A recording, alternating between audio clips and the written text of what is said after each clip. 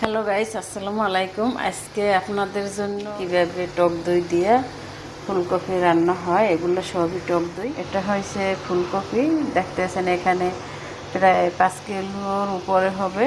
আর ফুলকপিটা কিভাবে ভাজতে হয়, এভাবে লাল লাল করে বোতলে ভেজে নিতে হবে, যেহেতু কোনো কালো না হয়। তো এটারে ওরা দাহাবি কালার বলে, দেখতে পারতেছেন কোনো রকমের কালো হওয়া যাবে না।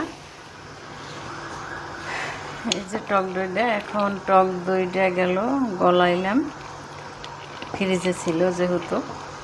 তো এখন দেখতেছেন টক দইটা ফুটতে আছে। এটা টক দই। আর বাংলাদেশের বলে না, এই দেশে বলে লেবেন, বাংলাদেশে টক দই। তো ফুলকপিটা পুরো বাইজে নিলাম, এখন সম্পূর্ণ দিয়ে দিতে আছি এই যে টক দইয়ের ভিতরে। আর লেবেন বললে বলবেন টক দই। তো এটাই টক দই। আর এখন এটারে কিছুক্ষণ বলক, তো যাই হোক আগলি বলক দিতেছি।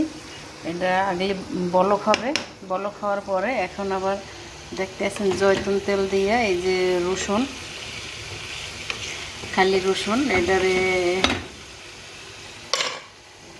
এখন বাগার দেব। মানে এটা যখন বলক আসবে তখন জয়তুন তেল দিয়ে বাগার দিতে দেব। এই তো রসুন, ওরা পেঁয়াজ খায় না, আমাদের দেশের মতো পেঁয়াজ দিয়ে বাগার দেয় না, শুধু রসুন। তো দেখতে থাকেন। আর আমি এখানে রেখেছি শুধু টক দইটা, মানে জাল দিয়া। আমার কাছে এইটা আবার ভালো লাগে, তাই আমি আলাদাভাবে এক বাটি রেখে দিয়েছি।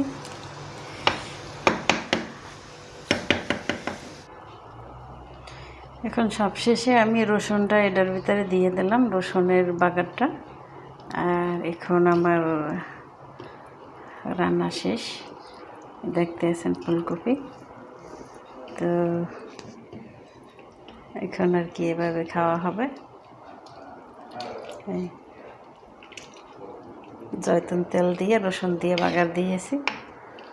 এখন মাশাআল্লাহ দিলে কালারটা সেরকমই দেখা যায়। তো আগে তো এগুলো খাইতাম না, দেখতেও করতাম না, দেখলেও বমি করতাম। আর এখন আলহামদুলিল্লাহ রান্নাও করি। আর এখানে রান্না করছি ভাত, বাসমতি চাউলের ভাত।